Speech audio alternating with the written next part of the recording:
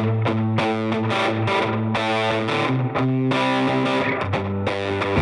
listening to the Cantina Cast,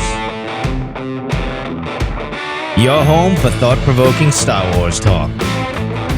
Join Albert and Jonesy in breaking down the latest news, trailers, movies, and of course, your favorite characters from a galaxy far, far away.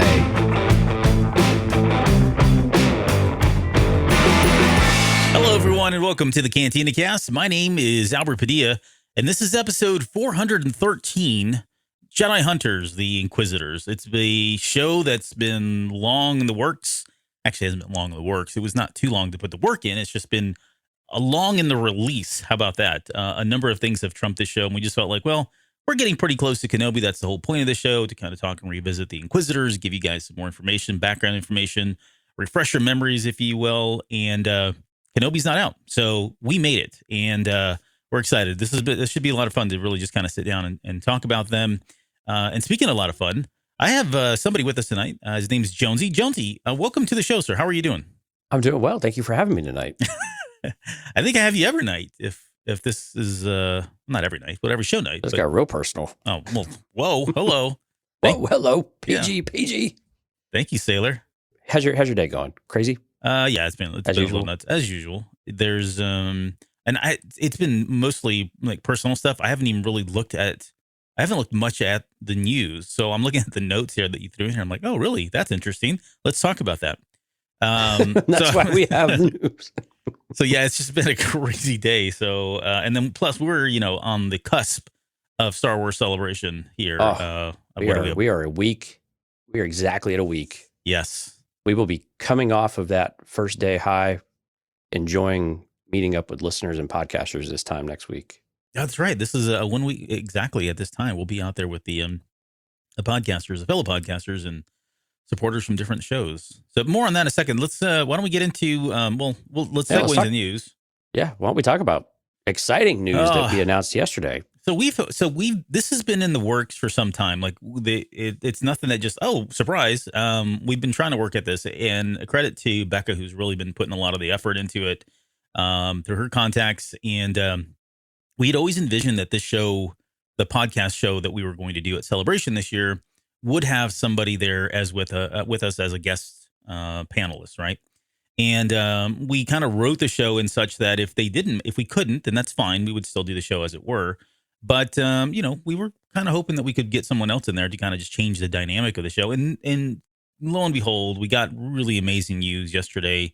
Claudia Gray, best-selling author Claudia Gray, will be joining us on the stage for that show live. So I think right now for me, the biggest challenge is who's going to sit next to who. So I told Becca that she gets first props in terms of where Claudia sits. So I have a feeling we'll sit the ladies next to each other, and then the three of us can just fight it out about who sits where at that point. So, but right. Exciting stuff. I mean, it's a truly a blessing to have her there, and the fact that she is this supportive for this show and the topic that we're going to talk about. It's opening day and all that, and her just giving us that time is just invaluable. So I can't say thank you enough to her.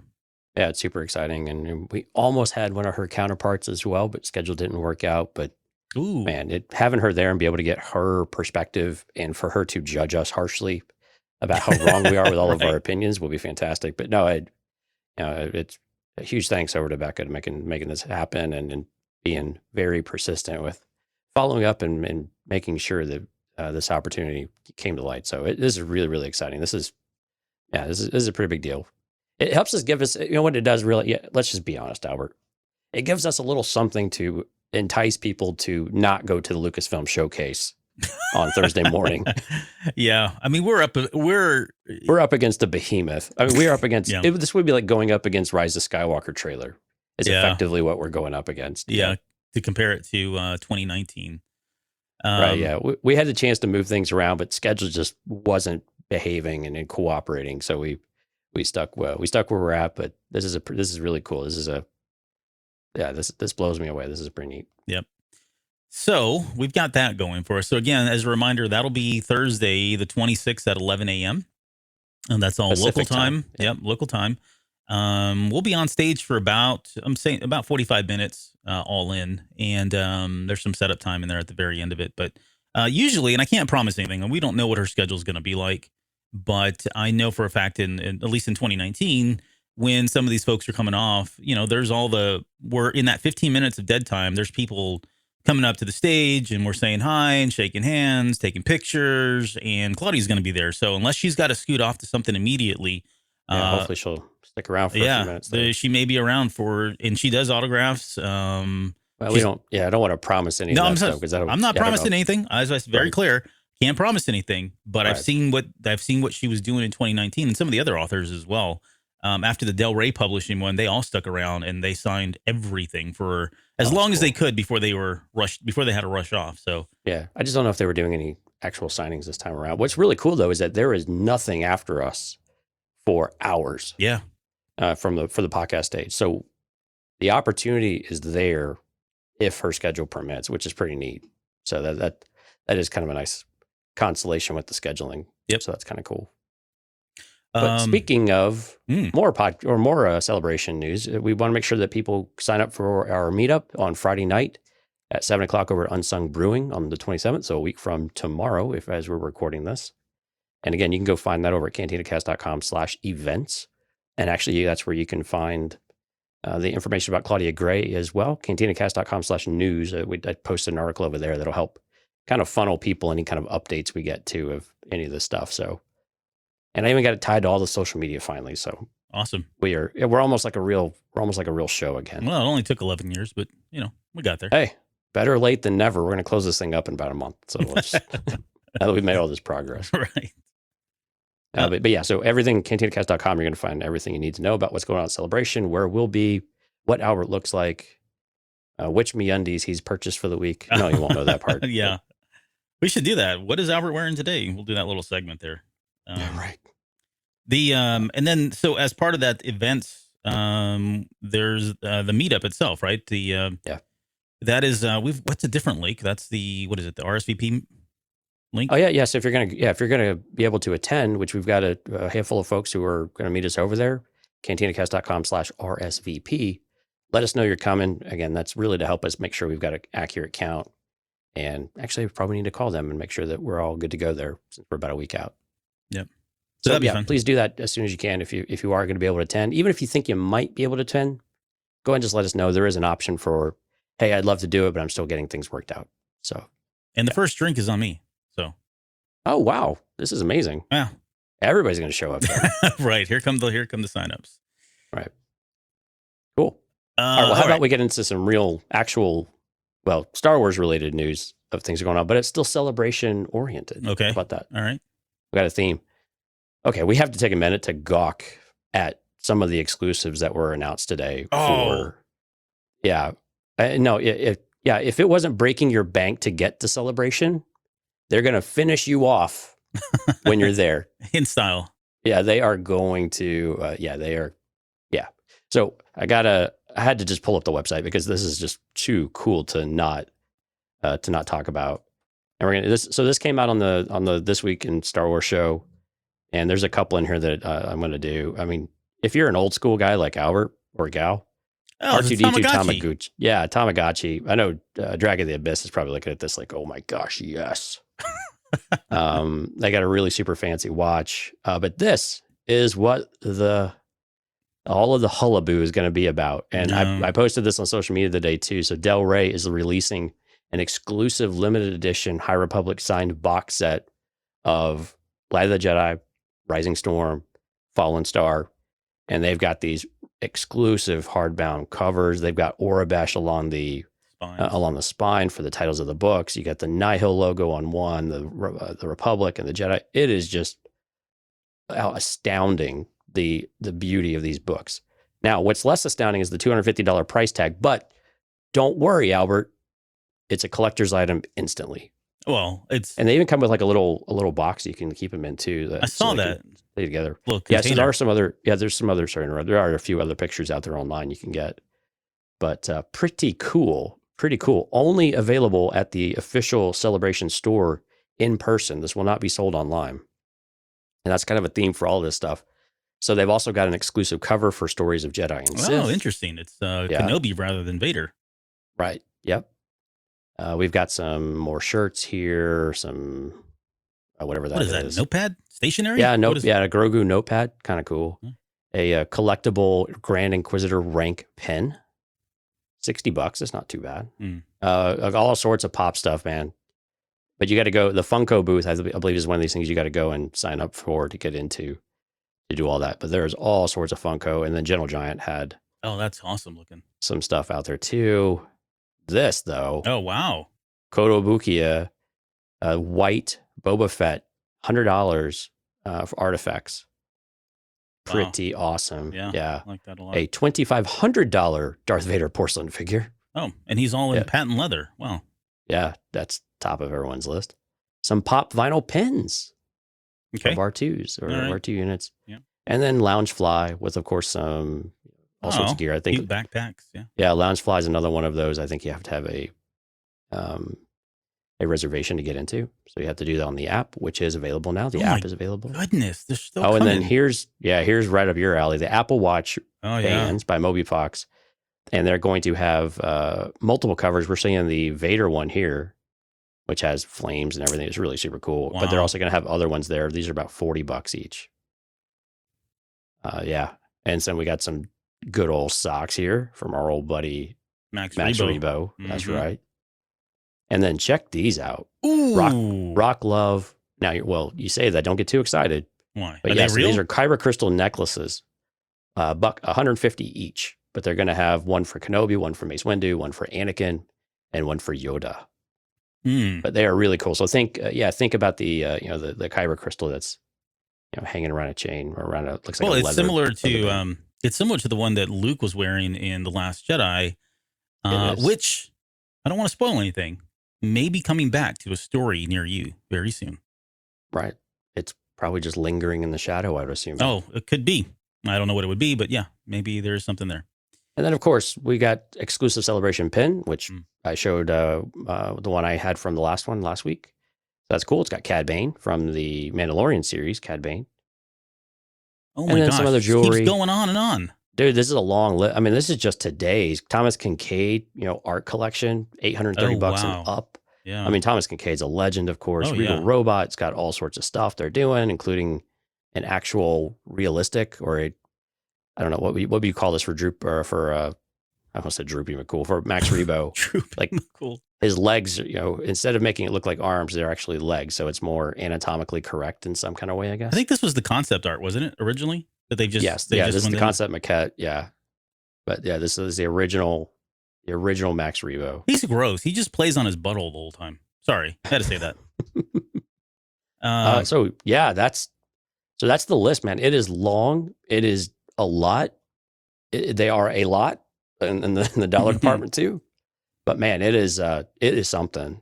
All right. So what on this list has your eye that you're like, I have to have it?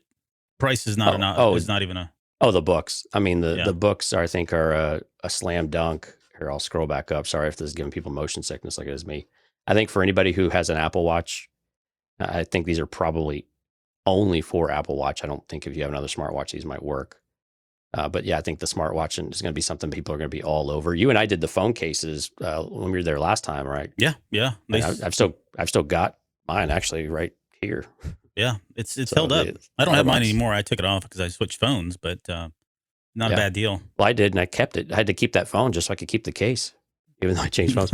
I think if you're a Funko collector, gosh, you're going to be all over this. But man, I think these books, for me, is really where it's at.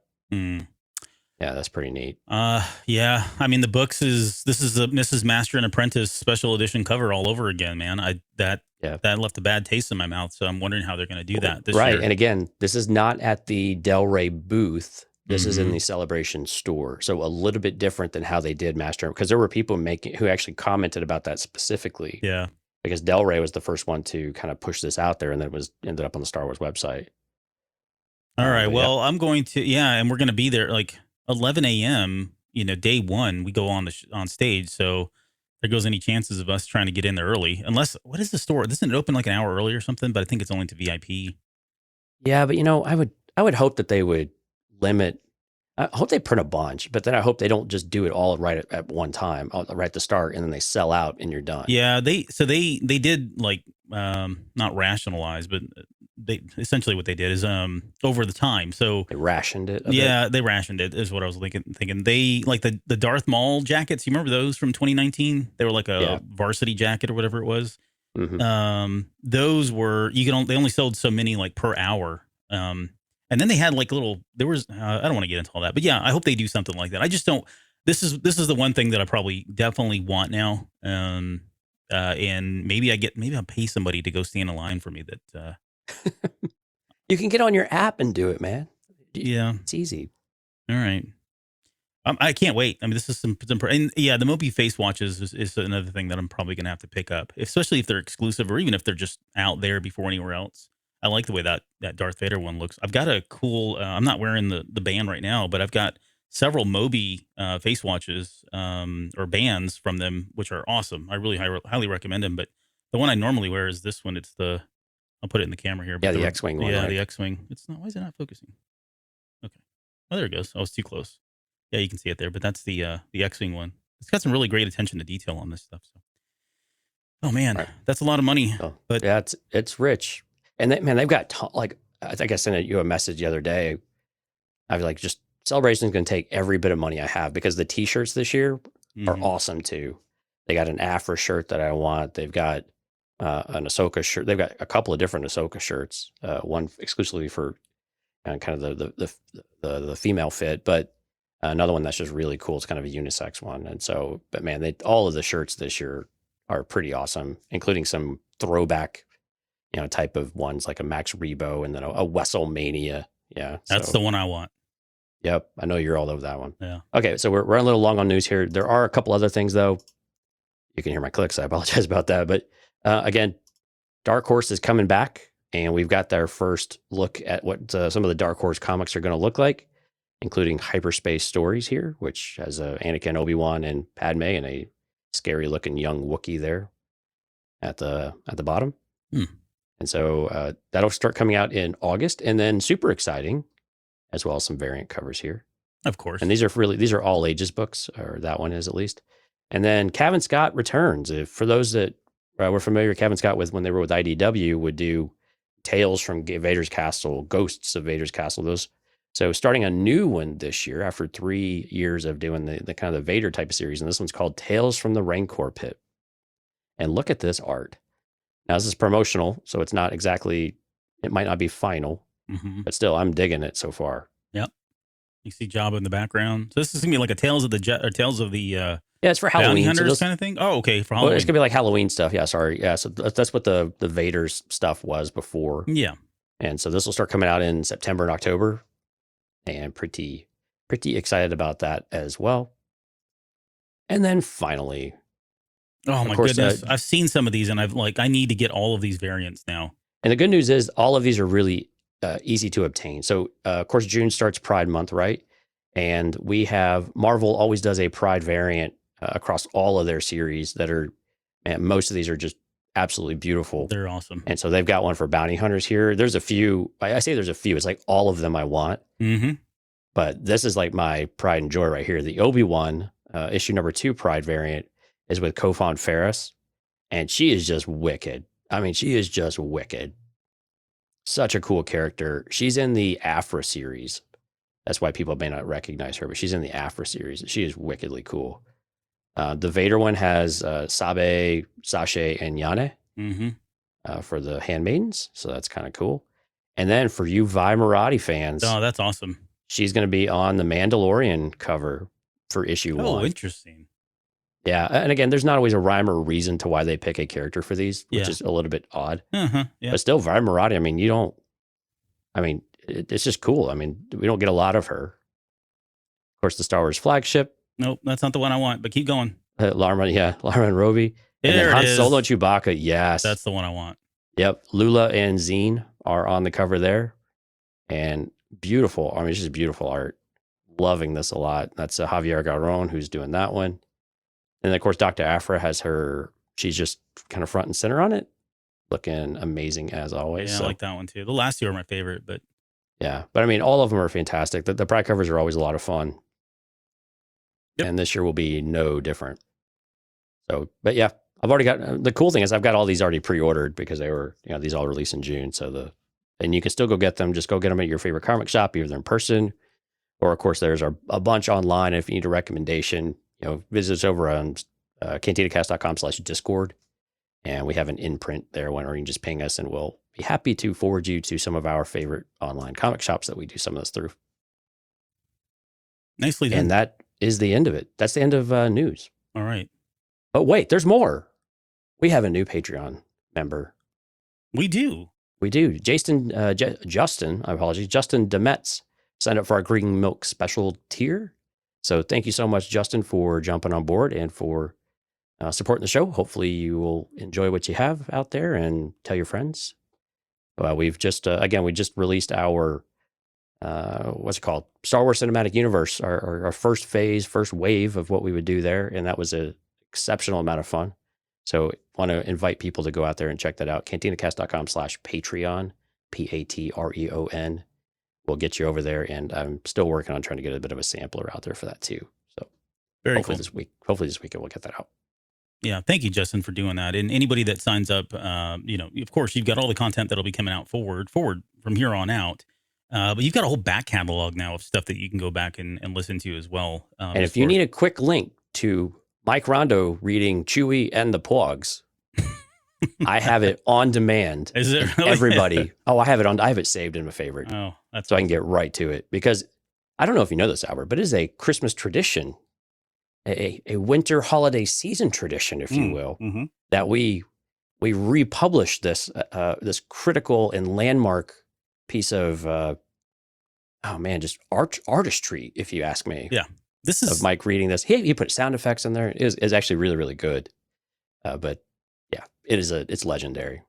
Yeah, that it will someday go into the National Archives of our prestigious United States of America. So it will. I petition them about every other week, and they're like, "Who are you again?" Yeah, wait, what? Chewie and what's a rondo? What's a porg? What's a pog? What's a pog? Yeah. Pog, as you would say. Very cool. All right, yeah. So that's all the news, and thanks again, Patreon members. Remember, everything you guys donate to us goes right back into the show, and we don't make any money off this. It all goes right back into bringing you guys content every single week. Excuse me. All right. Well, let's segue into our main show, which is to talk about the Inquisitors. These guys that, let's see, there were some Inquisitors originally in Legends. I don't recall exactly the details, and maybe I should have looked that one up, but I know they were out there in Legends. I don't remember much about them. I don't even know that they were of the same kind. I think they were in the same spirit, but the Inquisitors, as we know them today, obviously came out during Star Wars Rebels.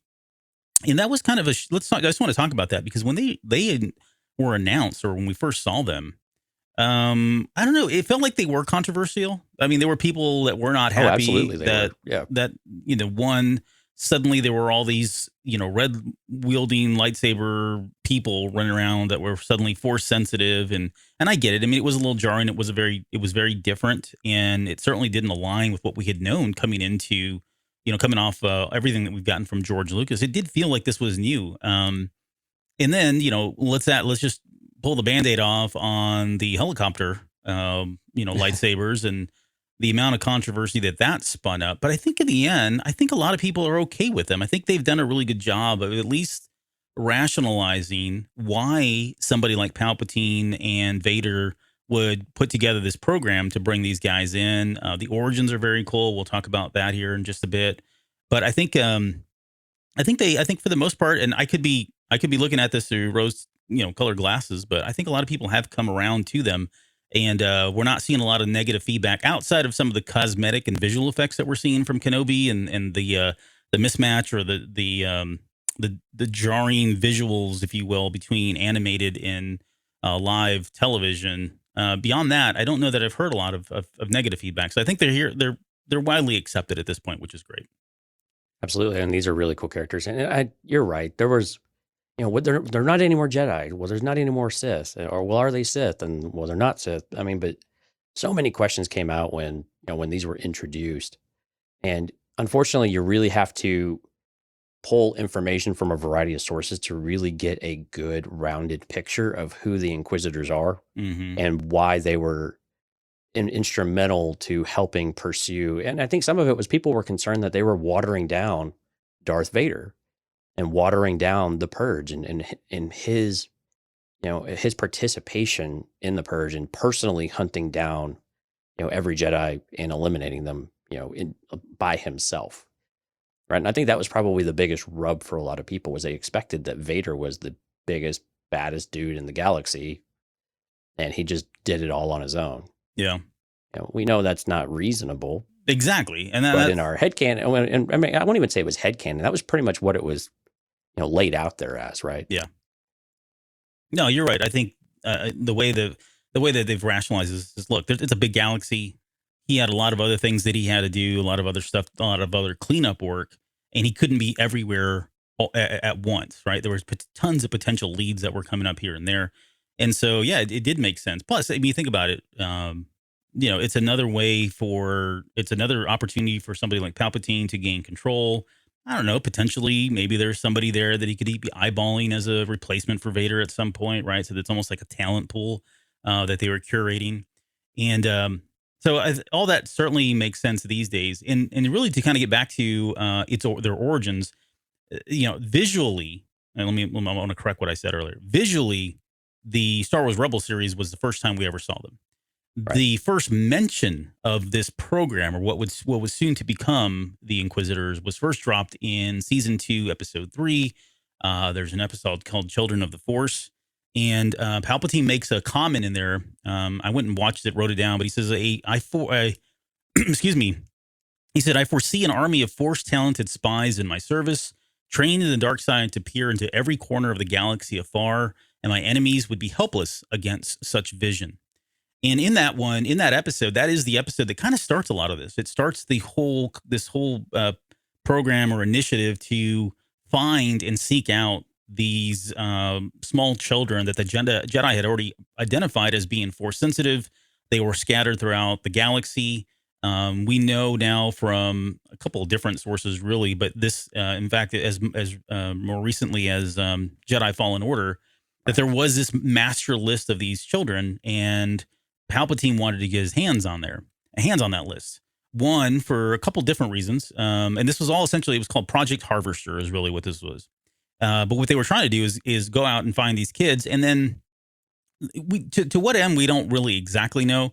But I know he was out there and interested for trying to stop them from becoming Jedi. Certainly didn't want the Jedi Order to ever take off, right? So having that control was important. But then you think about now, like in the perspective that I have looking at this, like from now that the Rise of Skywalker's out and some of the stuff that we're seeing in The Mandalorian, was he potentially using these kids as like Grogu, right? The child, and extracting midichlorians or whatever it is that they're doing for the purposes of trying to clone a Force sensitive or clone a body of some sort, a host body for his essence. Now after post Return of the Jedi, all of that seems now to make sense. It seems to align and be a part of a larger project that, we may have gotten in bits and pieces, but holistically, I think it certainly fits. But what do you think there on that? I agree with that one. I think it really does fit that narrative overall of really anything that Palpatine wants to use them for. Mm-hmm. And it was never, well, it was somewhat of an idea. And when we get into the comic books a little bit, we get a little bit more of the backstory there. But, the idea behind it all was to, truly give him people that were easily manipulative and controllable. They weren't the strongest of Force users, but they were very useful. And we've said this, countless times, especially recently when we talk about Palpatine, that he's very good at, accumulating resources and identifying the right kind of resources of what he needs. And that's exactly what the Inquisitorious was all about. And Vader didn't know about it, which is, of course, Vader took this pretty personally. But for Palpatine, he's always got some sort of machination, for lack of a better word, no pun intended, of a plan going on about what he's going to do. And I think it all really does exactly fit that, if he finds one that's pretty good, potential new protege, okay, that works out okay. Yeah. But then also, if not, or if else, later on as we get into the sequel trilogy, then all of a sudden now we've got another, we've got a backup plan, right? The contingency starts to take on a new flavor of what what needs to be done and who is available to him in order to, at the very least, stem, the losing of his essence and of his spirit, but at the same time can also potentially solve at least one of the mysteries, or going to continue to buy more time for what does immortality actually look like for Sheev Palpatine. Mm-hmm. There's also, if you're interested, excuse me, as some of you know, I've mentioned Dark Legends. It's by George Martin, who's going to be one of the writers going into phase 2 of the George Mann, right? Or George Mann, sorry, not George Martin. Yeah. George Martin's somebody completely different, of course. No, George Mann, who is going to be one of the writers here going into phase 2 of the High Republic. But and he's done some other work. But this is the collection of Dark Side stories that they released a few years back. But and now, again, not to spoil anything, but there's something interesting from that book that will appear very shortly. So I'll tease that out. So it's cool that they pulled it from they're pulling from it. But this had the story in there of the orphanage, which was, excuse me, it was just from the perspective of kids, right? It was one of these stories that kind of keeps you up at night. It's similar to the what was the Shri Kara Kara story from the High Republic. But it was stories that were told to kids and about these ghosts or demons that would come in the middle of night and snatch kids out of orphanages or out of their homes. And it's a really cool story. There's nothing really significant about it other than it just reinforces what they were doing. And they were literally sending out these Inquisitors like that, going into orphanages, going into homes, stealing children right out from their beds, literally at night. And parents were never seeing them again. So there is a cool story in there too, if you want to get into that a little bit more. And it does focus around, it was called the Phantom is what they were, the story is called The Orphanage, but they were calling them Phantoms. But it does focus on one particular small child in there as well. So I won't ruin any of that, but let's go back. I want to touch on what you'd said earlier too about this was a surprise to Vader. Palpatine is notoriously known for making plans, keeping people in the dark on purpose, right? That ever constantly controlling information whenever he could and using it to his advantage. And this was just another example of that. So much that then he ended up putting them in charge of training them, right? Bringing them up to speed and training them. And I've seen a lot of debate about why is it that, they were never trained up to the level of somebody like Vader?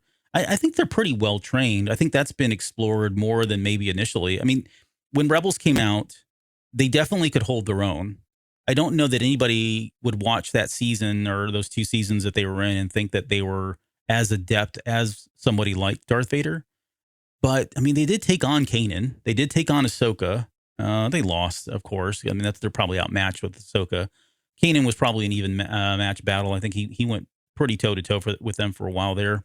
Yeah, and then Darth Maul, too. Like, Maul, we'll get to him in a little bit, but Darth Maul was fighting them at one point, too. So they were certainly trained well enough to hold their own with some of the more powerful, protagonists out there in Star Wars. But that question about whether or not he trained them to their fullest potential, I don't think he did. Like, I don't know why he would either, I don't see that. It's never really been. It's not the rule of 2. These guys aren't Sith. They're just lackeys, in my opinion. They saw them as assassins. They saw them as It's very much like a kind of like a Asajj Ventress, for Dooku. Yeah, almost like a pet. Sorts, right. To do their dirty work, the work that nobody wanted to do, travel around the galaxy, looking for folks, chasing leads, chasing ghosts. But what do you think? I mean, do you have any issues with, I guess, the powers that they were able to wield? Because we never see them use like force lightning. They couldn't do any force choking. It does feel like for the most part, their powers were really limited to just using lightsabers. And, they could slow their fall. They can do some of the more physical things, but it was all very inner self, right? Never really external use of the exactly. force. And for those that don't know, they are all former Jedi. At least the ones the Inquisitors that we see, that we know of, at the very least, are all former Jedi. And again, they weren't always the strongest either. And I think in the Vader comic, we spend a lot more time with the Grand Inquisitor. and we understand a little bit more of that backstory. And I think that's where you see. But as far as training goes, because that story is more immediately following Order 66, basically in the year following Order 66. And you start to see that they're basically training with one another. They're training with remotes, and they got a lot of arrogance between them. There's a lot of infighting. It's kind of your typical Sith, thing of who's the favorite, or who's the best at this or that, and who's got the longest lightsaber. Yeah, exactly. And so you get that environment, and then you start to see that they're not what they crack up, because then Palpatine, makes an introduction of sorts for Vader and the Grand Inquisitor. And then it's the Grand Inquisitor starts to really taunt Vader, thinking he's got him. And Vader's like, no, I'm just testing to see what you can do. And then he just throttles him. Yeah. And Palpatine actually stops Vader from killing the Grand Inquisitor pretty handily. Mm-hmm. But it pisses Vader off, right? He's like, you already replacing me? And that doubt, that Anakin never really had to deal with Palpatine back when he was a Jedi, constantly dealing with doubt and disappointment in that with Palpatine. And Palpatine just kind of, no one's as good as you, of course. Was it ever a question? Vader's like, no. This was never in doubt. But but yeah, that's where it's important, though, where Vader has to take over that training. And I think that's where we see them in Rebels, to get to your point. Yeah. Is that Vader is personally responsible for bringing the Inquisitors up to speed. And if he kills them, he kills them. They're too weak. They're not strong enough to do it. Not worthy. Right. Yeah. Not really worthy. I mean, Vader looks down on them, pretty much start to finish, and never develops any kind of relationship with any of them, or a trust or anything like that. So there's no love lost at all. The Inquisitors don't necessarily like Vader a whole lot. They think that they could probably supplant him, and they want to achieve that right-hand man or right-hand person to the Emperor. Yeah. And be in his favor, of course.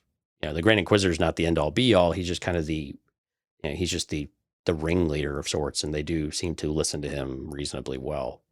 But it's all Vader. It's all Vader that we see in Rebels. That's the only reason why they're competent against even Kanan. And we know Kanan left when Kanan or 65, he was a bit young still, but he was still fairly well trained, but no match for Ahsoka or for a Vader or Maul, really anyone like that. And actually, we see that even after the events of Order 66, they're really not when you think about who was left after Order 66, Jedi wise, you're talking about more the cream of the crop, mm-hmm. And trying to find them and actually do them. Palpatine has a pretty limited resource there, but it's a good opportunity for him to test to see who's actually going to make a difference against some of the better Jedi in the galaxy, knowing that the chances of success are pretty low, but then he can send the Enforcer in and finish off the job.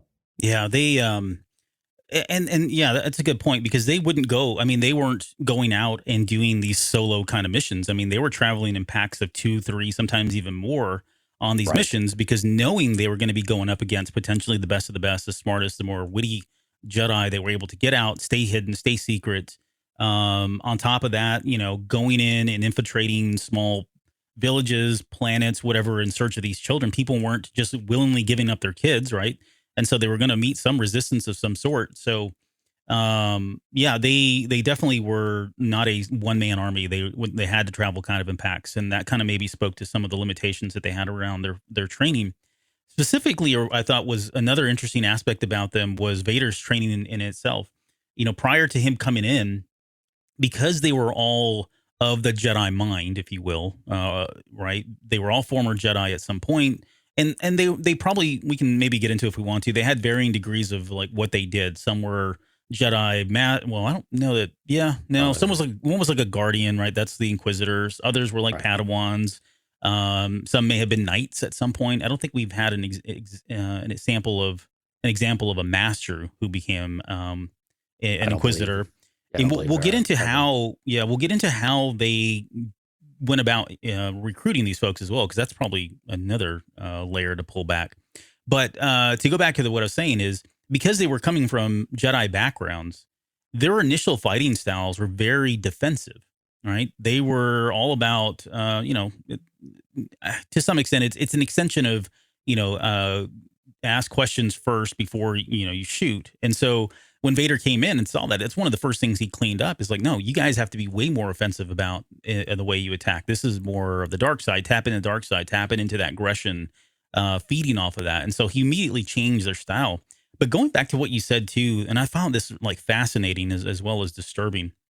There was a one of his training techniques was for him to cut off like arms and limbs. Yeah, it was torture, right? Yeah, without them even really know it. I mean, this is just part of the training. Sometimes it came when maybe they mouthed off, or during the training routines that were very difficult, or maybe just out of pure rage and frustration for him. But he called these the lessons of loss, and it was almost like he was almost taking his own personal kind of feelings, emotions about what he's been through, right? More machine than man, and all of that pain, and subjecting these people to it as well. I mean, he was transforming a lot of them into small little mini-me's and clones, where they were, that a lot of them had cybernetic or cybernetic limbs, thanks to Vader. And this is all part of the training, in the spirit of training.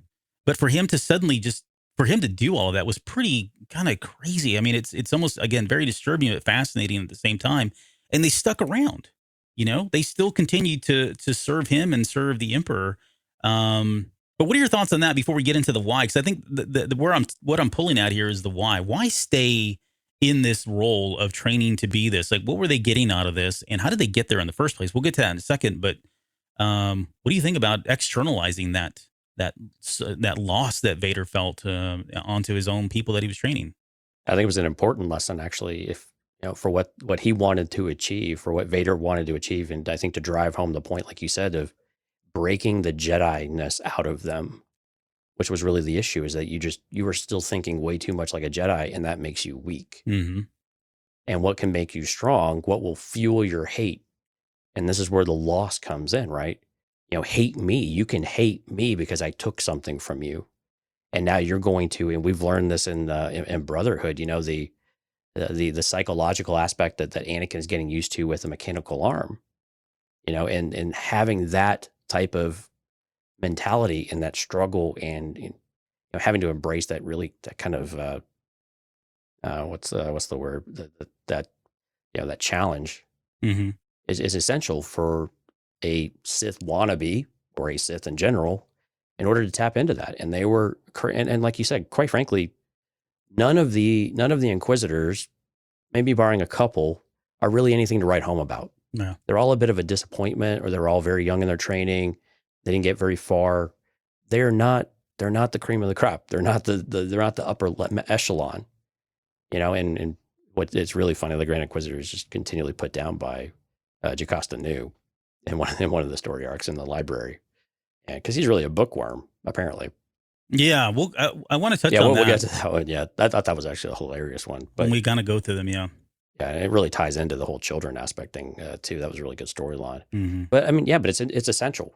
Vader has to get them to break these habits, and the best way of doing that is to channel their hate into something or someone, and it'll be him. And again, you're right. I mean, he thought they thought the fight was over and they weren't going to push it any further, and he's nope, lop off an arm. And well, why was that necessary? And then you're exactly what you said. They need to understand the concept of loss. And I agree with you, man. It's sick, but at the same time, it's absolutely fascinating, because it peers directly into who Darth Vader is. Yeah. And how he thinks about this. And quite honestly, it ties right back into Palpatine too, because Palpatine continues to take things from Vader throughout these early years of being Darth Vader, and continues to prod at him, and continues to surface these Force sensitive people. I mean, we know that Sly Moore, yeah, yep, is Force sensitive as well. And she's one of his personal. Is it she or they? I can't remember. I think it's a they. Yeah, yeah, I think it's they. Yeah, or they or they. So yeah, I think it's who are all these people, and Vader just hates them automatically. I mean, he doesn't really like a lot of people anyway, but anybody that seems to want to garner the Emperor's favor, he's going to automatically have a pretty severe reaction to them being around, period.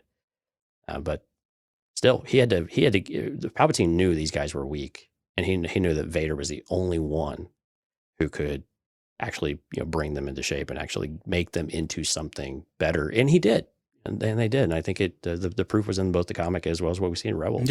Yeah, I was going to say the same thing. I think it was wildly successful what he did. Right, he gave them the edge, no pun intended, but he gave them the edge that they lacked as former Jedi.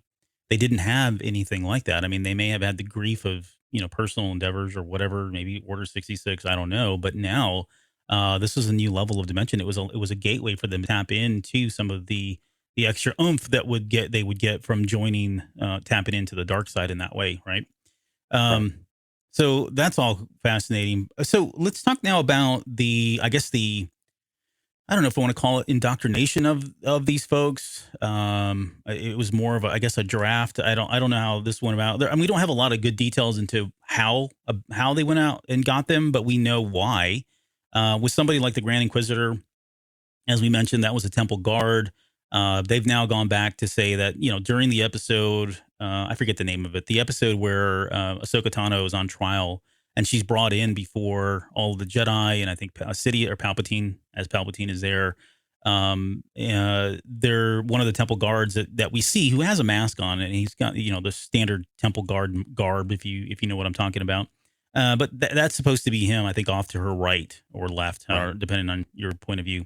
So that was one of them that eventually turned over, and he's got a personal story here that we'll get into in a little bit. But for the most part, a lot of these Inquisitors were brainwashed, right, to join. They were tortured in some way. It's hard to find one of them, with the exception of maybe the Inquisitor who had a really truly bone to pick. And even then, it was like a personal thing. It wasn't necessarily against the order itself. But for the most part, a lot of these were just tortured and forced to join.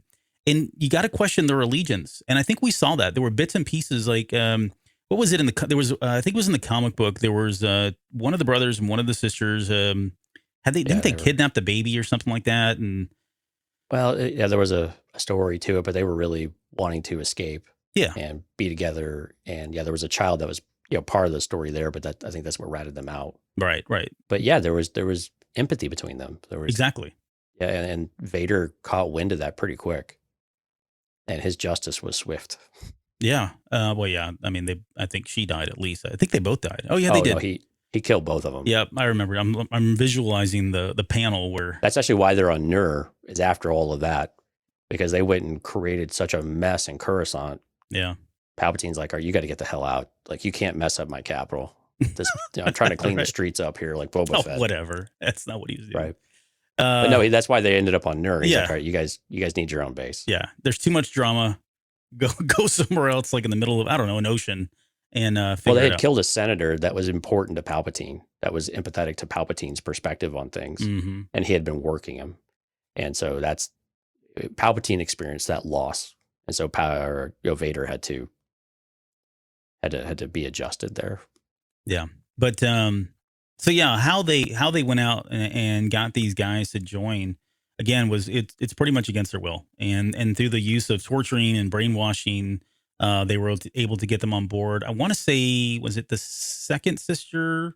One of them had put Trilla. up Trilla, I think, had put up a fight originally. Like she was hard to convert, and turned out to be an awesome character. Somebody, I think it was Eugene, was calling for a shout out on Trilla. Trilla is, for those that don't know, Trilla is from the Fallen Order video game. Yeah. She's dead. Hey, thanks. Spoilers. No. Come on. I'm kidding. Game's been out for a while. Yeah. No, she's dead. But so here's another thing too. And Eugene brought it up. He says, "Why do they call them brother and sister?"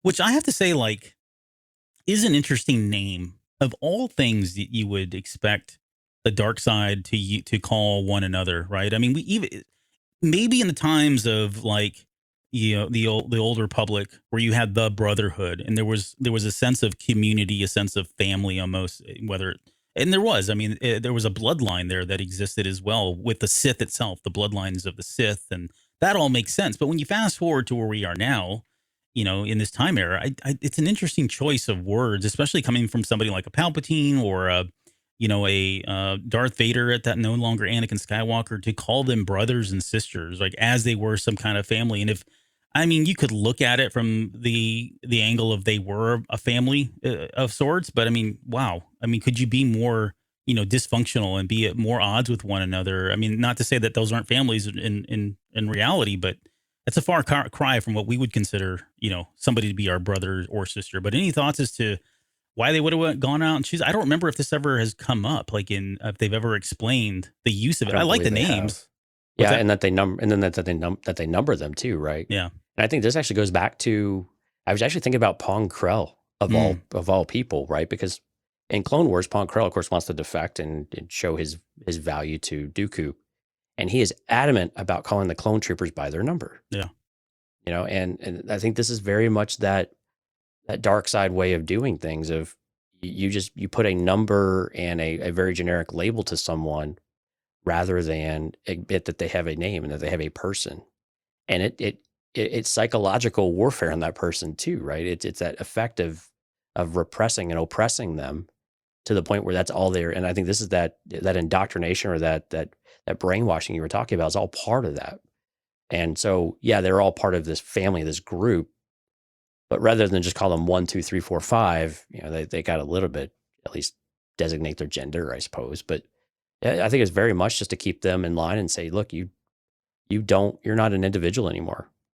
You are owned by the Empire. You are owned by Palpatine's special force here.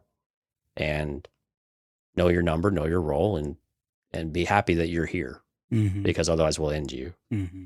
And so I think it's very much that. I think it's just all 100% psychological, and they've beaten every bit of their old lives and their old names and belief systems out of them. Not entirely, because we know that many of them still remember and know all this stuff, but for the most part, they've adopted this. This was their reward, I guess, for making their crystals bleed. I'm assuming they did that too. That's unclear as well, because that had all come out, after all of these stories did. Yeah, I mean, crystals. Exactly. Yeah, that's a good question about whether or not. And to be fair, like some of this stuff we just do not have the answers for. It's been coming out kind of piecemeal as the story is needs it, or as it helps to drive plot points and storylines, that sort of thing. We get the bits and pieces and the backstory, but so far, yeah, that is another elusive piece. Because if you think about it, I don't know that these guys, I mean, have they gone through so much suffering and so much loss, and are they that in tune in the Force to make a crystal bleed? I think from what we've seen, I don't know that they are. Like personally, I don't. Well, we saw Vader, the effort required for Vader to do it, because the crystal pushed back on Vader right. considerably, to the point where Vader almost gave in. Yeah. So either we have a collection of former Sith crystals that Palpatine has collected over the years, and he's probably got more of them, and they're just popping them into hilts and hand them out. Or you got somebody like Vader who's going around like, man, I got pain for everybody. Let me just give me your crystal here, and I'll purge it and make it bleed for you, and then hands it over to them, right? But yeah, I don't think these guys are probably capable of doing that. Oh, I have a feeling that they did not earn those crystals in the way that Vader did. But again, I also think that that's it's like, for a Padawan, going and finding their crystal and building their saber is a milestone, right? Yeah. What do they call that? This was in Brotherhood too, not the awakening, but whatever it is. Is it the awakening? I don't know, whatever the journey is that they go and I'm trying to remember. Find their crystal. Yeah, it's something, but it's the same. Like for Vader, or for the Sith, that's an escalation to become a Lord, right? To actually be Lord of the Sith, right? You have to do that. And I think for these wannabes, they probably didn't have to. And I imagine that's also why they're beneath Vader as well. He's like, you haven't had to do anything. You have been gift the gathering. Thank you, Lauren. Yes, the gathering is where the Jedi gather on Ilum to find their saber. But that's important for the Sith to do. But these guys have been given everything. They're spoiled. Yeah, and I think that's just more of the hatred that Vader has for these pathetic wannabes, that they're not really worth his time. Mm-hmm. So while we're on the subject of brothers and sisters, I know another question that comes up quite a bit is how many of them were there? And hopefully you did the research on this. Did you do the research on this? I have a pretty good idea. I think there's about a dozen. I think there's about a dozen. And and I would say it sounds like there is no more than 12, and I don't know why that number would be the number, but there's not like hundreds of these guys. It's number 12 is the 11th. Yeah. 11th just sounds weird, so let's just go with a dozen. Maybe we go with the baker's dozen if we want. Right. But yeah, it doesn't sound. And you think about it, if Order 66 did their job the way they were supposed to, there really shouldn't be any left over. However, so whatever is left over, it's going to be few and far between. So, and not all the numbers have been used either. I mean, we know some of the more common ones that come up in Jedi Fallen Order. We're getting pretty close to having. That's why I said 12. I think we're getting pretty close to filling in all of those blanks. I think we've got about 4 or 5 left over still to fill. Oh, let's count it. So we don't know who the first is. Okay. So I think that's one we don't. But we know there's a second. I got a question for you. I got a question for you, and it's more for the audience as well. But are there 12 brothers and 12 sisters, or is it 12 total? And if you're number 1, your brother, and you're a male, then your brother 1. And if number 2 is now female, then that's sister 2, et cetera, right? Or are there 12 of each, or what do you think there? Since we've not seen any 2 of the same, I'm going to go that they just number them as they come in, as they get ranked, and they're like you said, they're either a brother or a sister. Yeah, no, I'm with you. I think that's how they're doing it so far. But we'll be proven wrong here shortly. But go on. Because again, having 2 dozen, that starts to really, that's a lot. That's a lot. A dozen's a lot already. Right. Mm-hmm. But yeah, if we count, so if the first, I don't know who the first is. We have none of that. Maybe that's maybe he became the Grand Inquisitor. I believe he was the first recruit. Yeah, I think that's true. But go on, sorry. So he was probably first. But we know we've had the second, because that was in Fallen Order. We know we've had the third, that's Reva. We know we have the 4th sister, who is right next to Reva and Obi-Wan. That was confirmed as the 4th. We've had the 5th brother. We've had the 6th brother in the comics. We've had the 7th sister, who was in Rebels. Yep. Who's a total badass. 8th. I don't know if we have we had 8th? No. I think we've had 9th. Yep. I don't know if we've had 10th. I know we've had 11th. So yeah. And then we've not had 12 or anything above. Right, yeah. So I think we're really only missing like 2 or 3, to be honest with you. If we say that the first ended up being the Grand Inquisitor. Yeah. No, you're right, because I was thinking my whole, it's 4 was pre-Kenobi. And I keep forgetting that they've now identified some of those as well. Yeah. There also was there was some in Ahsoka that were killed. But I don't think that Ahsoka was the 7th, or that may have been the 10th brother. Or no, that was the 6th brother, because he escaped the comics. And I believe that's the 6th brother that Ahsoka killed. So that's the 6th. I thought there was 2 in that book, though. I can't remember. I remember that she killed the 6th, though. Yeah. And those are where she got the crystals, too. We see her with the white crystal blades just to kind of bring that full circle. Those are she pulled those Kyber crystals out of the brother's saber, and on both sides, right? They had 2 crystals on it. So she took both of them out, purified them, and that's what gave her the white blades that we now see her run around with, which is very cool. I love the fact that I actually like that whole bleeding of the crystals. I know that was controversial. There was a lot of people that were kind of upset about that, but I think they made good use of that one. I think so too. I mean, it really, especially in the Ahsoka storyline, you really feel it, because they call out to her with a song, which I thought was a great connection to High Republic. Of course, that was not even in anyone's mind's eye at that point. But. Right. Well, and it's an extension of, they started toying with this idea of a relationship that exists between a Padawan and their crystal, the Gathering, being on Ilum, going through that whole process. All the way to Genndy Tartakovsky's Clone Wars series. Oh, no, good point. Yeah. Right.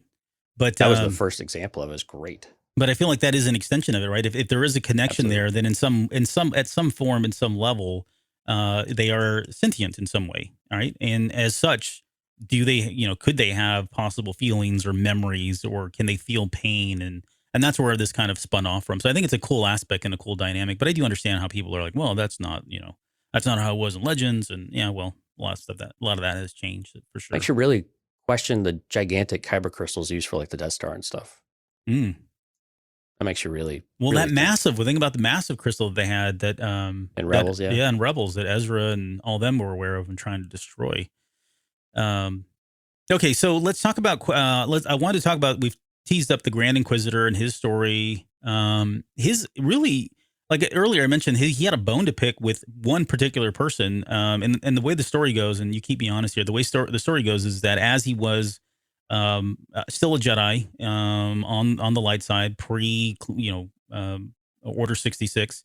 He was always a bookworm, and he was always in the Jedi archives in the library, that infamous place that we saw during Attack of the Clones. And he was always butting heads with Jocasta Nu. He was, I don't remember I don't know if it was like hey, you're too loud, or sorry, you can't check that book out more than twice. I don't know what it was, but he had a problem with her. And maybe he wanted to read. Yeah, he wanted to read certain ones, and Jocasta Nu was like, "No, you're not ready." Yeah, that's what it was. No, you're not good enough. Basically, so it became a personal vendetta for him. And to some extent, I always saw that as maybe it was her harboring, gatekeeping knowledge, right? Because somebody had to. I mean, you couldn't just go into the archives and get whatever you wanted. I mean, that was part of who was it? Both Anakin and there was somebody recently in the High Republic who was wanting. Oh, it was like Elzar Mann, right? Yeah. He's been wanting to make this the crossover into a master for so long, because it allows you access to some of the stuff that you're not allowed to touch as a Jedi Knight.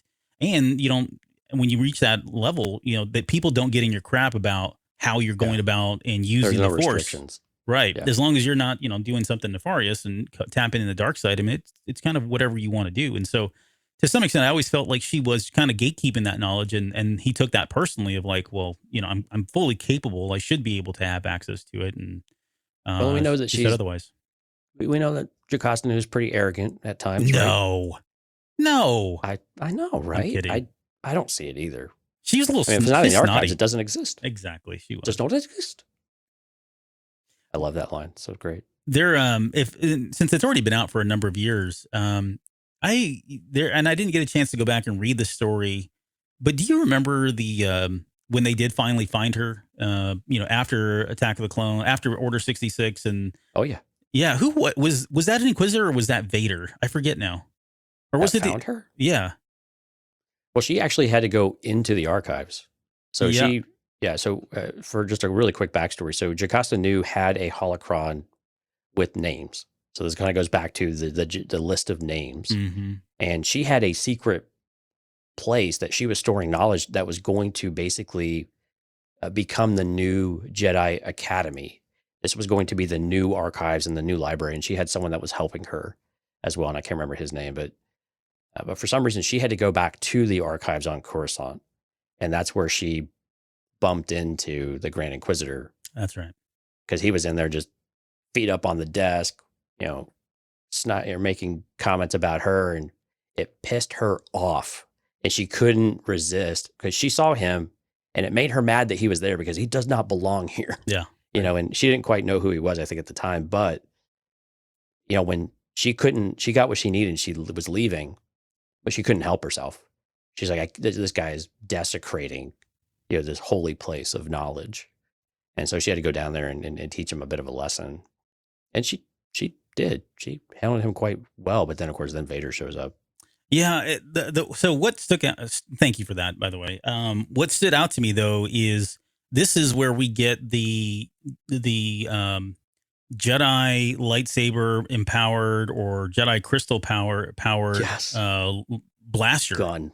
She's got this massive rifle that she pulls out, and I know there was a lot of people were talking about this because it's like nothing we'd ever seen, and I don't remember the specifics if it was the entire lightsaber that went in that charged this weapon or if it was the Kyber crystal itself.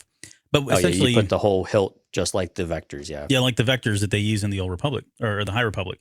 And so, and really, we haven't heard anything about it in quite some time. And this is, I'm going off script just a little bit because the theory that I've always had, ever since we got into, I think, Rising Storm, the theory is, how do the Jedi get close to something like the Leveler?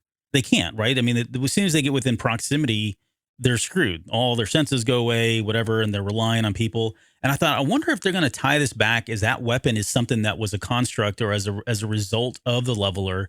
And they thought, well, you know what? We can't use these lightsabers for melee because we can't get that close. But if we can engineer some kind of a blaster where that's powered by the lightsaber, now you've got, and I don't know how people are going to feel about this, but potentially, what do you have? Like you've got a phase 3 of the High Republic where these Jedi now are running around with these massive blasters firing at levelers or anything else, and I just think that that's such a converse way of looking. You think about Kenobi's line of blasters and how uncivilized they were, and yet you potentially could have all of the Jedi running around with these things, firing them off. It's a cool thing. I like the concept of it, but it is funny to see that panel because she's such an old, frail woman, and she's got this massive weapon in her hands that she's using to fire. So I don't know. I don't know where I was going with that, other than I wanted to share that kind of. I'm glad you did, because it is super cool, and I believe this arc was all written by Charles Soule, right? Yes, it was. Yeah. So it makes total sense that he came back to that idea of a basically a lightsaber powered weapon. Yeah, and it was the first time, and I'm with you. I would really like to see this come back in some form, and it to be something instrumental. But again, it goes back to what is all, and this was the story that this was all wrapped up in, was that there are many secrets that only the Jedi masters knew, and Palpatine knew it was somewhere, but they weren't making any progress, and it was actually a secret chamber that all of this stuff was stored in. And again, for this arc, it was very much about a list of names is what Palpatine was really looking for, and it was in this this special vault type of area. Yep. Okay, so before we kind of transition into the final piece of this, which is what can we expect in Kenobi. Anything else that you want to cover? I mean, they've, for the most part, a lot of them have died. I don't know when it's going to end in terms of, I'm wondering if this Kenobi series will be kind of, put a bow on it, if you will. Let me think about that. No, it's going to have to be, it would be later. Timeline wise, it'd be later. Yeah, it'd be Rebels. But yeah, because there's another 5 to 8 years of Inquisitors around. So yeah. But yeah, anything else? Think, no, I mean, I'm hoping this adds to that lore, and I really hope it adds to, we get some of the questions answered especially I think with Reva. I think this is a character that we could really explore. What do they go through? And when she's, calling to Obi-Wan and saying, you can't escape him. Like, what is that backstory? Like, what did she go through, and what was that training look like? And for lack of a better word, what's the relationship with Vader, and how does that help us understand the Inquisitors as a whole? Or maybe why is she perhaps a little bit more special? Because she seems very competent. Oh yeah. Whereas the other ones, I mean, and what we learned in the comics was that they were always infighting. They were literally one slashed at at a brother's leg so that he couldn't get the kill, and crippled him. And so that was, Sixth Brother did that to, I believe, the fifth brother, who's the one that we see in Obi-Wan. Mm-hmm. And so it was kind of crazy, just the nonsense shenanigan type of thing. But so I'm really hopeful that Obi-Wan will give us more information about them, and maybe finally tell us, how a spinning lightsaber works. I don't think they're going to do that. I don't think so either. I don't think they're going to cross into that or cross that that line of resurfacing that. Because I think that's going to, I mean, it's one thing for it to happen in something like Star Wars Rebels, where you've got a limited audience and it's targeted to younger kids, and there's, sure, you can turn a blind eye to some of that stuff if you don't like it. But you throw that in front of, whatever it is, 113 million subscribers or 130 million, whatever. 130, yeah. It's a different story, and certainly is going to ask a lot of questions of how does this work? Because we have to know how it works, and how is this possible? We've seen Reva jumping between buildings. Yeah. So the possibility is there we'd see a little bit of it. And if we saw a little bit of it, okay. As long as they don't just fire it up and then start lifting off. Yeah. But if they do it we talked about this a few weeks ago. If they use it to descend or slow their descent or something, that makes a lot of sense. Use the tools you have available to you. Right. I think that would make more sense for them to do rather than take off like they were in a Huey. But it does kind of seem like a Huey. But it does seem like a gimmick that these young, inexperienced, brash, people would get a kick out of this unique saber. Mm-hmm. But again, they gave it to all of them. That's the interesting part. They basically don't have any kind of differences between them. They're all roughly the same. Well, Reva's doesn't have the second blade on it, right? It's only got one blade coming out. No, she's got two. You're right. She's got two, but what I'm saying is it's not, what I meant was it's not circular. It's only half of a hilt, so it wouldn't be able to spin fully. I thought they had showed another one of hers and it was all the way around. I know the one we've seen on screen, though. I'm trying to think back to some of the behind the scenes stuff we had. Maybe hers comes apart, like she can take it apart and use them as two and then put them together, and all we're seeing is the That'd be one. kinda cool. I don't know. Yeah, because definitely had two ends, but only one side was lit in the behind the scene when Vader was next to her. Yeah. Well, as far as what I'm looking forward to, I guess in this one, I'm with you. I would like for them to, like, it doesn't have to be in my face. I don't want that. I mean, I don't want this story to suddenly be about the Inquisitors, and I don't think it's going to be, given what we've seen so far. I think if anyone, we'll probably lean heavily into Reva first and foremost. I think we're going to get into a personal story with her. I think so too. And I'll more on that in just one second. And I think we're going to lean into some of the Grand Inquisitor's story as well, or at least what he's trying to do. Because he is kind of like that. He is like the line leader, the shift leader for these guys, for the Inquisitor. So it makes sense that he's going to have probably a little bit more spotlight. I don't know that we're going to get into, a lot of the finer details with some of the other brothers and sisters. I think they're there just to kind of move the story along and enforce, what those two are kind of wanting. But if they do have an opportunity to kind of give us some insight into things like why they're called brothers and sisters, or we see some of the antics that go into recruiting them or keeping them, or we see some of the inner fighting that you've just mentioned, certainly things that we've seen in the comic book. I'd love to see that, because it would be eye opening for people to see them for the first time and realize that this isn't a perfect unit by any means. That these guys there is a lot of infighting, and they are dysfunctional in a lot of ways, even though, and to be fair, I mean, they've got an advantage right now in a world where there are no other Jedi, right? The average person has a blaster at best, and we know they're fully capable of deflecting blasters. They may not be as proficient and reflecting them back at people as a Jedi Master would, or, somebody like a Sith. But yeah, they can definitely hold their own. So they've got a huge power advantage in this time and in this era of Star Wars. So that would be one thing I'd like to see. Now with Reva specifically, we threw some theories out there. At least I threw that one theory that, maybe I have a feeling like there's something personal there. Like there's a personal vendetta, and it could be against Kenobi himself. I don't think that's too far fetched to think. It could be a larger, maybe systemic issue that she has with the Jedi Order, similar in the vein of like Pong Krell or a Dooku or, Barriss Offee, right? Feeling like the Jedi had lost their way, whatever that was, and she feels wronged in some way. I don't know how I feel about that one, that somebody would cross over and become that dark and that evil, unless she was manipulated and brainwashed, and that's why that kind of took her over the threshold. Or the other possibility could be that with somebody like her character may have been a Force sensitive, maybe somebody that was identified early on, and similar to, what is it, the Marquez sisters from from the Bad Batch, or from Clone Wars, right? Yeah, technically, but from the Clone Wars and Bad Batch, but like the Marquez sisters, where they were victimized by the inner fighting, or the fighting that was going on between the Jedi and the Trade Federation and Dooku's forces and all that. And so in some way she holds the Jedi accountable for some personal loss that she has, whether, her family died or she lost a loved one in some way. Or she was abandoned during Order 66. I mean, there's all sorts of ways that could play out. Right. And it could also just be the straight up fear from Vader too, though.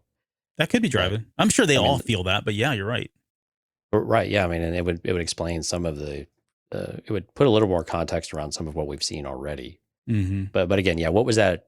Why did she first go that path? Because again, Vader didn't know anything, right? Or presumably, but we also know that she wasn't part of that original batch either. No, even though she's the third. So that's well, the numbering, the numbering thing is an interesting aspect too, because I think age-wise that doesn't line up. Like some of them, it's hard to tell too, because they're all different. Yeah, races. We don't know if the third dies. Do you just replace them with another third? Like you keep using the same numbers, you just reuse it, right? Well, third, or does everybody move up? Everybody moves up a number. That would be confusing. We're gonna need name tags. Hey, number 2. No, I'm number 1 now. I used to be 2. I used to be 2. Oh, my bad. So, and then there's another part of me that wonders, like, if there's a story where she was, let's say, a youngling. I don't know how people feel about this and whether it's compelling or not. But what if she was like a youngling, and Order 66 happened, and she wasn't part of the crew that Anakin met up with, that he slaughtered. But there's a situation where there are other Jedi around, and for whatever reason, through fear or self-preservation, I know this doesn't seem Jedi-like, but maybe those Jedi left and were like, "Hey, it's either me or this child," and they had to make a decision right then and there about, do I save this kid? And they left, and they don't kill her, right, for whatever reason, and she now perceives that as, that is the Jedi Order. They're a bunch of cowards, and they left me for dead. That was my point. Yeah, yeah, right. They left me for dead. They didn't save me, and now, I'm going to put an end to this because these people can't exist, right? Maybe that's something that would help fuel her in some way. I think that one has some legs to it, I believe. Unlike Vader. Yeah. The other thing about Reva that's interesting to me is I do wonder, if she's not unique in the sense that she's got a personal story or some kind of personal vendetta against Kenobi or the Jedi Knights. I just wonder if she does have a little bit more power than the other ones. You and I toyed with this theory of somebody having like psychometry to be able to touch objects and track people down and do all of that. And it's just, from what I see on screen and the way she's kind of like, perusing, like, what do you call it? Checking out the landscape, right? And she's in the way she moves about her, like she's thinking about things in ways that I don't think the other Inquisitors have shown. I just wonder if she's got some other level of force powers.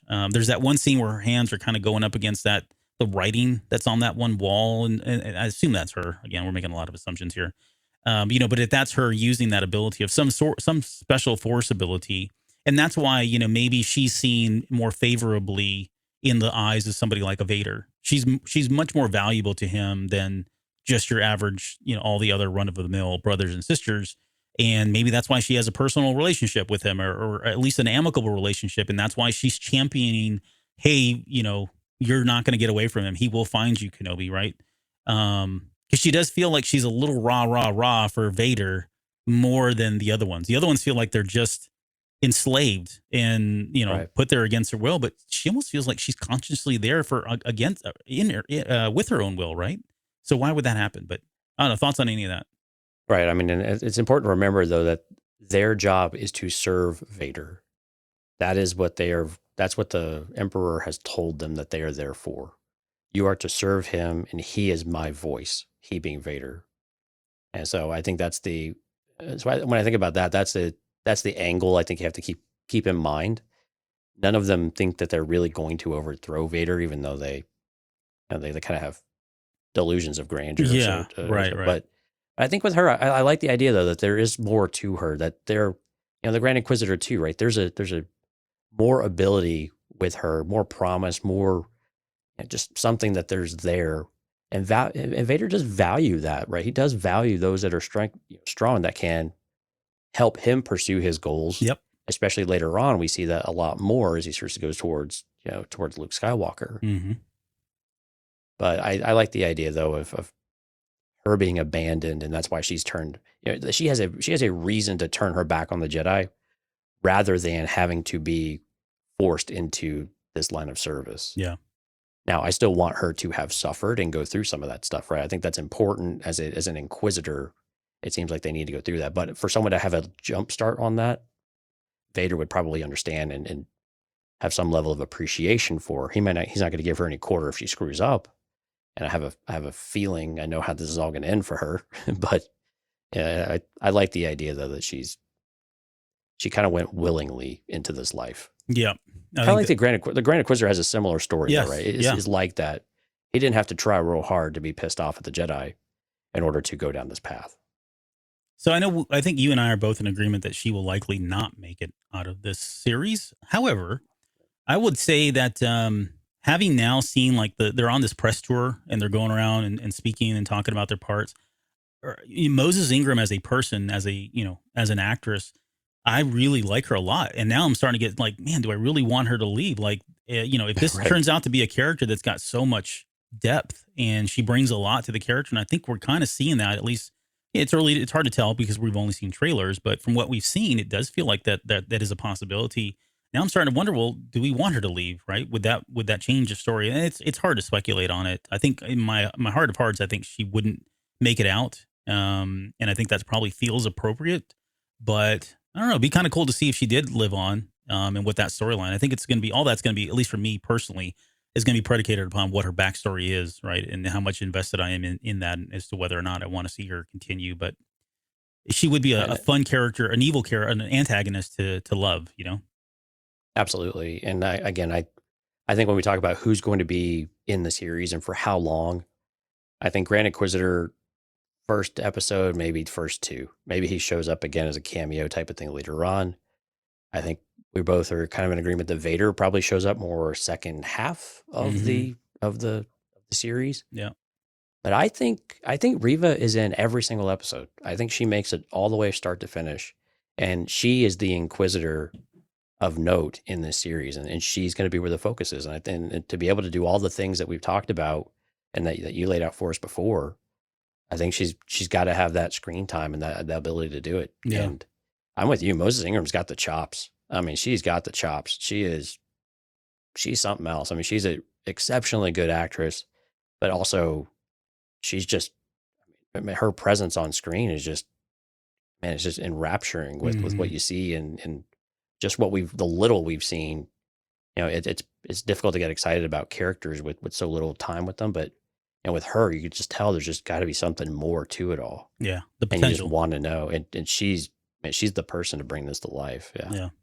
I like that. I would like her to at least give us the run of the series in it, and and I wouldn't be opposed to. I mean, I know we've talked about this really is about Kenobi. It's really about that relationship between Kenobi and Vader. But I think if they are going to give us a full episode or two, maybe possibly three, where it is more one-on-one relationship or cat and mouse kind of game between Vader and Kenobi, right? And I wouldn't mind in those first 2-3 episodes where we get maybe a flashback for her, or even some of the other Inquisitors, right? Just fill in the blanks on some of this stuff and give us a reason to really feel vested in that character, so that if she does extend into those episodes where it's mostly about Kenobi and Vader, we still care about that character, right? Give us a reason for her to exist still in that space. I'd love to see that. So maybe we'll explore that as well. And again, if she's in all 6, I mean, that gives her a lot of opportunity to do all of those things, as well as to help enhance the Inquisitors as a whole. Yeah. For all of us, we know it. I mean, I'm sorry, Fourth Sister, her days are probably very limited. Bye-bye. She was basically one shot. But we also know that Vader's not going to go and do all the hunting himself. But as soon as something feels like it's getting real, Vader will step in. And so that's where the Inquisitor is going to do the heavy lifting here, right? Until they've actually confirmed, they are on the hunt for Kenobi. They think they have found him. Yeah, I think that's a good point. Like that scene where she's screaming at him in that ship as he's getting away, who I still suspect he's with somebody, and I'm gonna say it's Princess Leia or someone of importance, as he's escaping in that little cargo ship or whatever it is. And she's yelling at him. I think that is that transition period. Like that's probably the end of, episode 3, maybe. And, we end with him being assembled, Vader being assembled, because he's just now gotten word that there's definite positive proof of Kenobi. And, they know from ship manifests and logs about where that's going. So that's his lead.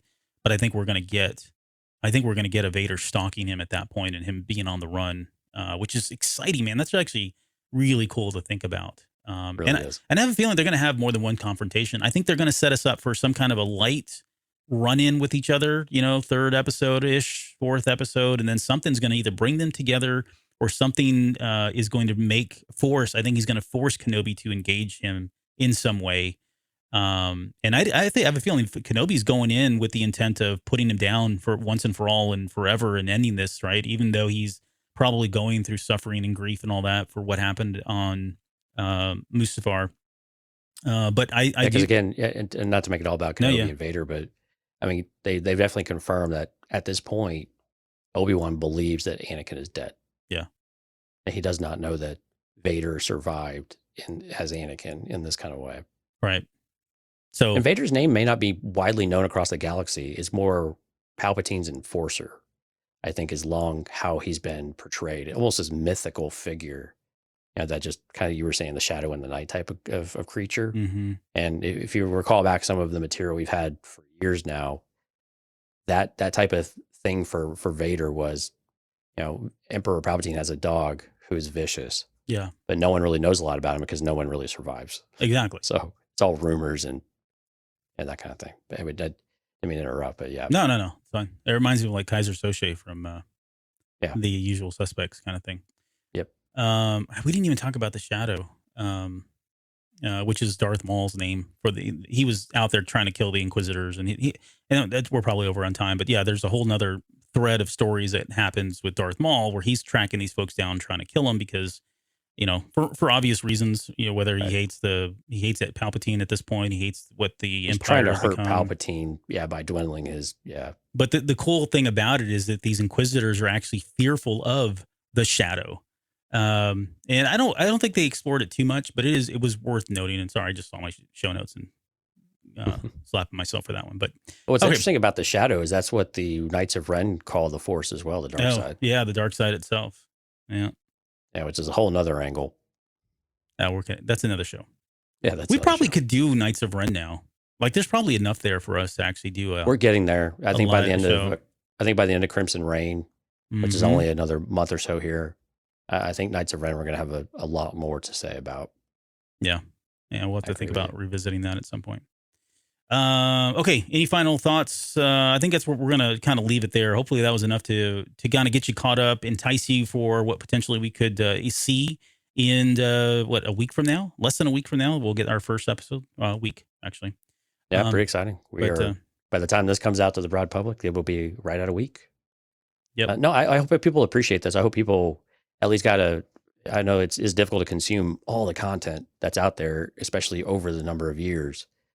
And with these showing up in kind of smaller pieces of content, not always the easiest to go back and try to piece together that story. So hopefully this gave you a little bit of that backstory of the Inquisitors, who they are, where they come from, how they've interacted and how they've, bumped heads before Rebels, and what that relationship with Vader kind of looks like as well.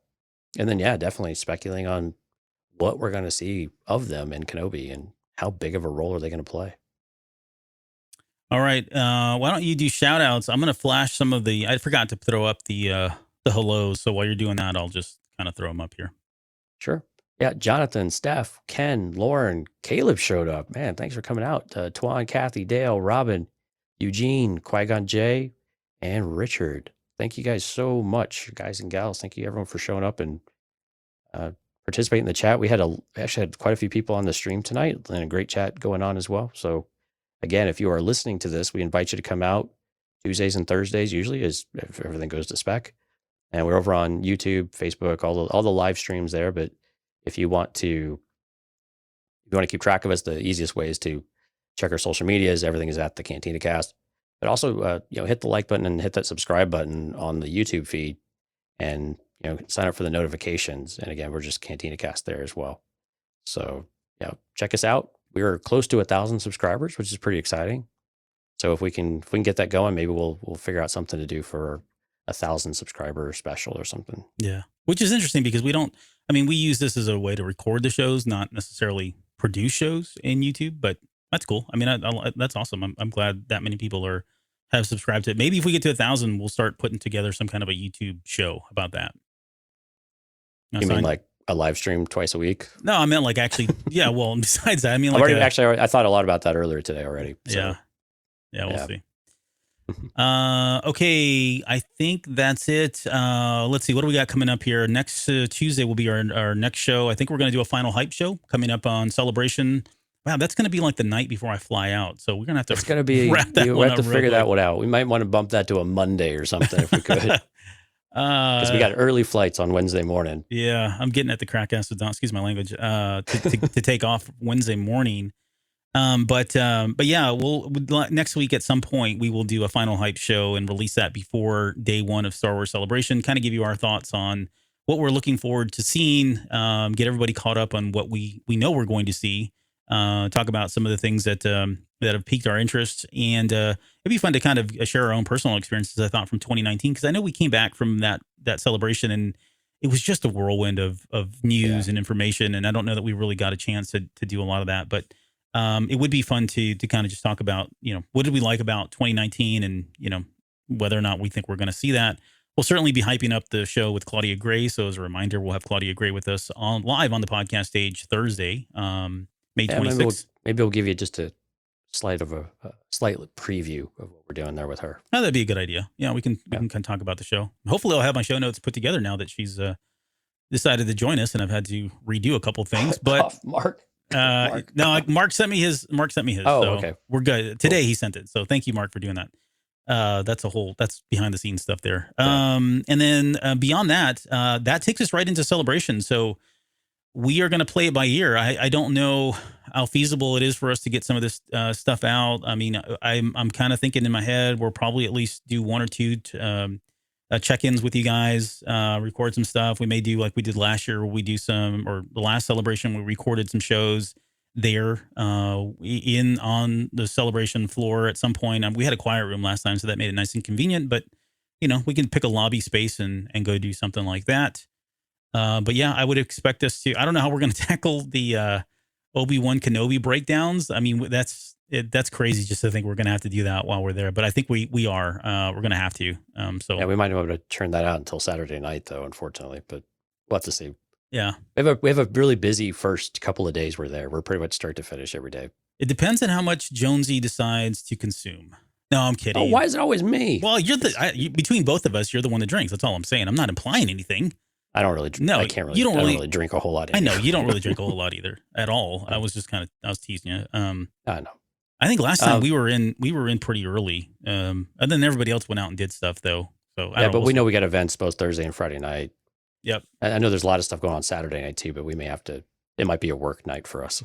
Yeah, it's gonna be a work. Because Saturday starts to get busy, like for the actual show as well. I mean, it's just chocked full of stuff. I've got my itinerary ready. So maybe I'll share that a little bit if we do our final hype show for Celebration too. Oh yeah, I haven't thought about that either. Like, are we going to be going to different things? Because I think there are some things on there that I've seen that I'm like, oh yeah, that's got Albert written all over it. But I think Jonesy would fall asleep. So yeah, the stuff I'm probably going to go to are largely the main stage, like the main 3 stages. But there's a few university stages and a few other things that are interesting, but there's conflicts everywhere. So right, you have to kind of pick and choose what you're going to get. There you go. But yeah, so Dale had a good point here. He'll be wearing his Cantina Cast shirt on the first day of Celebration. So again, if you have swag to wear, put it on so we recognize you and we can come by and say hi and not hug or handshake because that's against the rules at Celebration this year. So I saw that. We will force high five, I guess, or something. But no, yeah, we'll have our Star Wars stuff on. We'll probably have a Cantina Cast shirt on for at least a day or two. Hopefully not the same shirt, but we'll see. But, awkward. So yeah, but yeah, if you do see us, if you do recognize us, please do come up and say hi. We would love to interact with you. And again, where we'll be at 11 a.m. on Thursday. Yeah, there's only going to be like 60,000 people walking around, but you do run into people. You will see them every once in a while, believe it or not. And yes, please do not get on your hands and knees and worship us like what happened at 2019. That was very awkward. It was awkward. We love you. It was appreciative, but it was still awkward. Yeah, but he was smashed. Well, he was super smashed. Very true. Very true. What was I going to say? So yeah, I'll have my shirt on that first day. And it is a heather gray, so that's going to be awkward. Dale and I will be wearing that same shirt.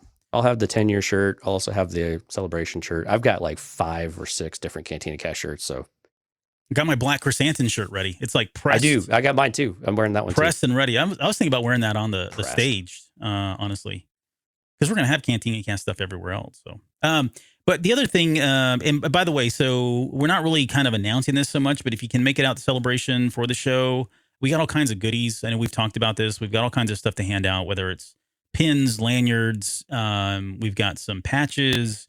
I've got buttons coming in. I've got stickers coming in. And I've got a stack of books that I'm packing in it's going to be a whole carry-on.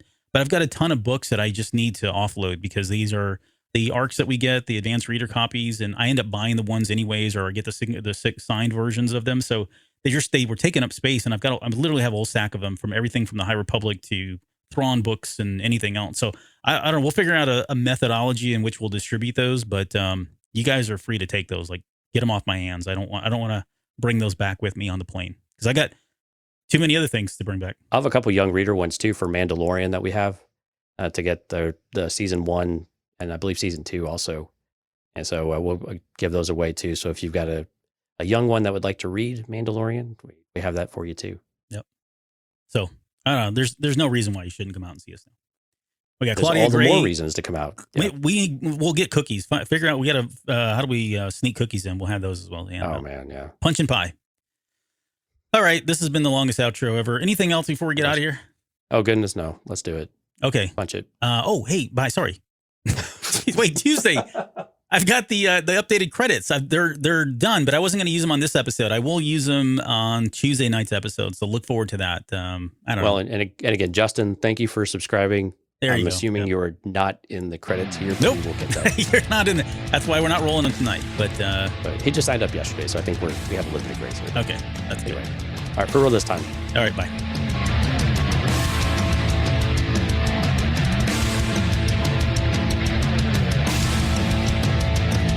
You're still listening? Wow, that's amazing. Well, I'm here to give you the disclaimer. Normally we do a big, long, drawn-out disclaimer thing saying what's what and who's what and all that other stuff, but I think you guys kind of know that Lucasfilm and Disney have no affiliation with us at all, and we have none with them.